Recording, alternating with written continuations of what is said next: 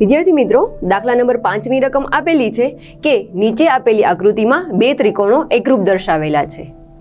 અનુરૂપ અંગો નિશાનીથી દર્શાવેલા છે તો ત્રિકોણ RAT એકરૂપ કયો ત્રિકોણ છે એ લખી શકાય. તો વિદ્યાર્થી મિત્રો, રકમમાં આપણને બે આકૃતિ આપેલી છે, જે બે આકૃતિમાં નિશાની પરથી સમજાવેલું છે કે કયા ખૂણાને એકરૂપ કયો ખૂણો છે અને કઈ બાજુને એકરૂપ કઈ બાજુ છે.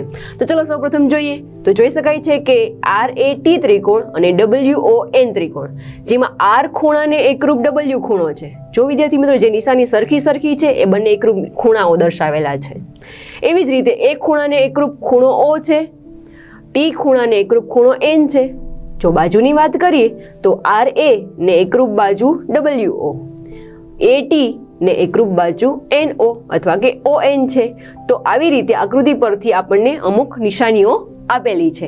તો હવે આપણે સાબિત કરવાનું છે કે RAT ને એકરૂપ કયો ખૂણો થશે.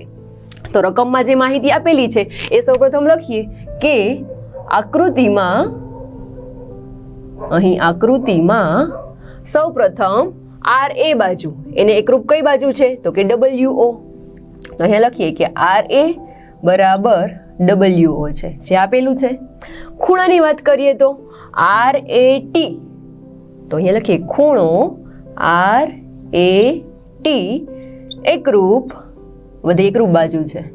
ખૂણો એ વચ્ચે આવતો એવો તો કે WON છે, ખૂણો WON છે. આ ઉપરાંત હજી એક બાજુ પણ સરખી દર્શાવેલી છે તો કે AT બાજુ એને એકરૂપ બાજુ છે ON, એટલે કે AT એકરૂપ ON બાજુ દર્શાવેલી છે. તો અહીંયા જોઈ શકાય છે કે ત્રિકોણ RAT અને ત્રિકોણ WON સરખા દેખાય છે, જેમાં આપણે સંગતતા લખી શકાય કે RAT સંગતતા WON માટે કઈ શરતનું પાલન થાય છે તો કે બાજુ, ખૂણો અને બાજુ, એટલે કે બાખુબા.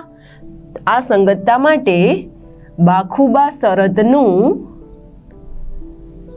પાલન થાય છે. તેથી શું લખી શકાય તો કે R જે બાજુ છે એને સંગત W, A ને સંગત O તથા T ને સંગત N લખી શકાય. જે એક બાજુ છે એને સંગત મેં અહીંયા સંખ્યા દર્શાવેલી છે.